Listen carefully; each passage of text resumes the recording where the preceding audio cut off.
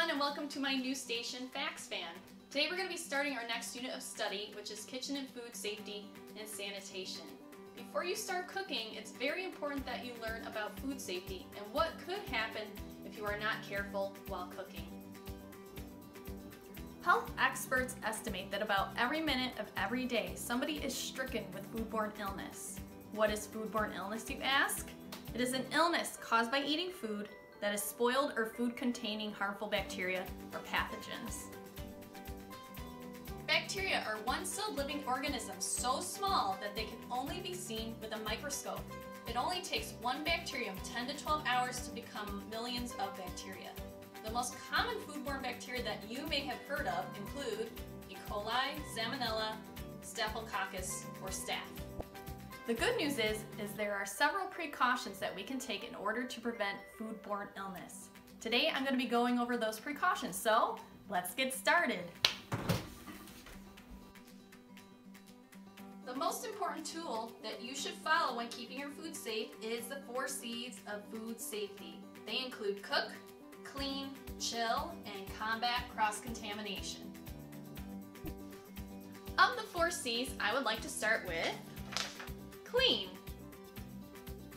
You should wash all of your utensils, your cookingware and equipment, your cutting board, your knives, and your countertops after each use with hot, soapy water. As an added precaution, you can also sanitize all of your equipment and countertops with 1 tablespoon of bleach to 1 gallon of water. Alright, so the next thing you're going to want to do before you cook is put up your hair if it's really long, put on a clean apron if you have one, and wash your hands. It is very important that you wash your hands the correct way and for the correct amount of time.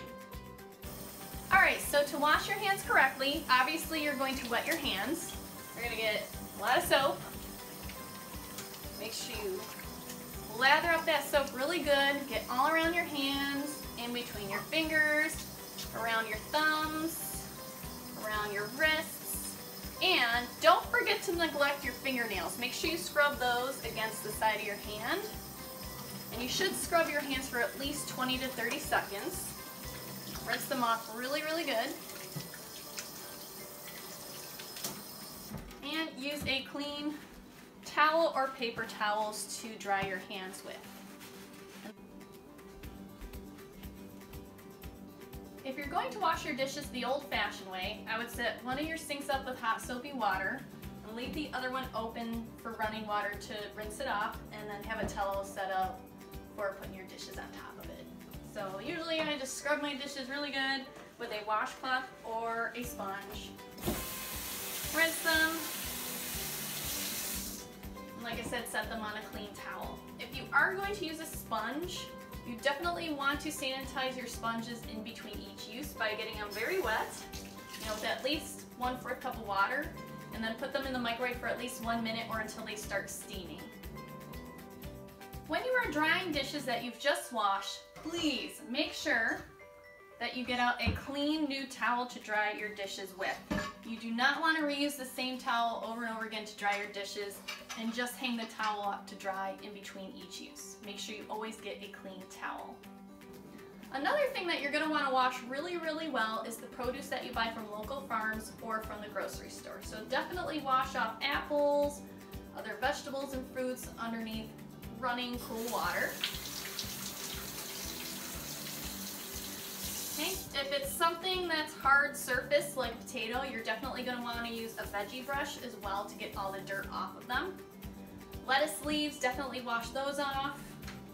Strawberries, blueberries, wash those off with cool running water as well. Another tip that I have for you as far as cleaning goes is always wipe off the tops of cans before you open them, because they might have bacteria on them that could cause illness to you or others. The next food safety category that I would like to go over with you is cook. To kill any harmful bacteria that could be in your food, you need to cook food to a certain internal temperature. To check the internal temperature of your food, you can use a food thermometer.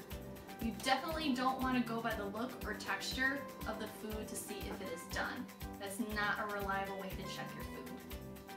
The range of temperature that bacteria grows in best is called the temperature danger zone. It is between 40 and 140 degrees Fahrenheit. That's why we need to cook our foods to a certain internal temperature and keep cold foods cold. Different kinds of meat actually need to be cooked to a different internal temperature. For example, whole beef needs to be 145 degrees Fahrenheit. Poultry items such as chicken, turkey need to be 165 degrees Fahrenheit. Pork is 145, and so is fish. If you're cooking and you're not quite ready to serve your food to other people but want to keep it warm, make sure you put it in your oven at about 140 degrees Fahrenheit or keep it in a crock pot on warm until you're ready to serve it. That's why a lot of restaurants have buffet tables that keep the food warm so that the food does not get into the temperature danger zone.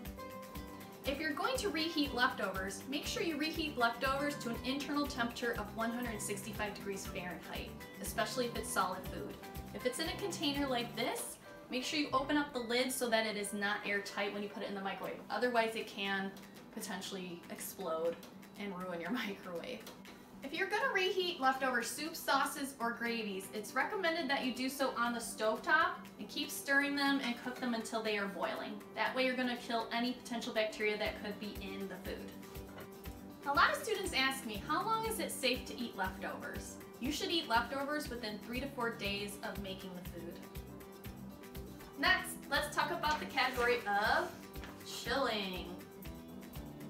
First, let's talk about perishable food. Perishable foods are foods that spoil easily, such as meat, poultry, fish, dairy foods, eggs, some fruits and vegetables, and leftovers. A refrigerator helps keep perishable foods fresh. Perishable foods should not be left out of the refrigerator more than 1 hour. In order to keep foods out of the temperature danger zone, your refrigerator should be between 32 to 40 degrees Fahrenheit, and your freezer should be at least 0 degrees Fahrenheit or lower. As soon as you come home from the grocery store, you're definitely going to want to put away all the frozen foods first, and then put the foods that need to be refrigerated next, and then everything else can go away in your cupboards.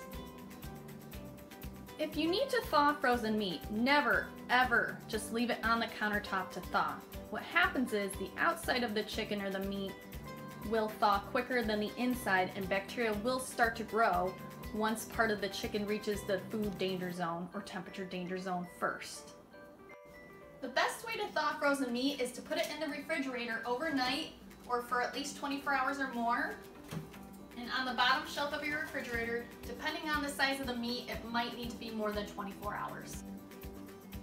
The next best way to thaw frozen meat is to put a bowl in your sink and then put the meat in there and then fill the bowl up with cold water. And once it's full, you're going to want to leave the chicken or frozen meat in there until it thaws, but definitely keep changing the water every 30 minutes. The next best way to thaw frozen meat is to use your microwave. You're going to want to use the defrost setting and then also set it to the amount of pounds that the frozen meat is, and just hit start. The final category that we're going to go over today is combat cross-contamination. Cross-contamination is the spreading of harmful bacteria from one food to another or one surface to another. There are several ways that you can combat or stop cross-contamination from occurring. The best way to combat cross-contamination is to make sure that you separate ready-to-eat foods from raw foods, such as chicken and eggs and other meats and fish. And definitely use a different cutting board for your ready-to-eat foods and produce than from your meats. It's okay to use a wooden cutting board with your produce, but definitely not with raw meats because the juices from them can seep into the wood and then it is very difficult to clean and sanitize them afterwards. After you are done cutting up meats on the cutting board that is designated for meats, make sure you wash it very, very good and sanitize it with hot soapy water or put it in your dishwasher. And after you touch raw eggs and meat, make sure you also always wash your hands very, very well with hot soapy water for, again, 20 to 30 seconds. Another way to combat cross-contamination is to make sure that you don't touch your face or hair while you're cooking. And if you need to cough or sneeze, make sure you cough or sneeze into your arm or your shoulder, and also make sure that you wash your hands again. And finally, Make sure while you're cooking that you're not tasting your food with the same spoon that you're cooking with. Make sure you get a clean spoon every time you want to taste the food that you are cooking. Alright everyone, thank you, and I hope you liked the video a lot. Hopefully it helps you stay safe in the future, and remember the 4 C's of food safety: cook, clean, chill, and combat cross-contamination. Bye everyone!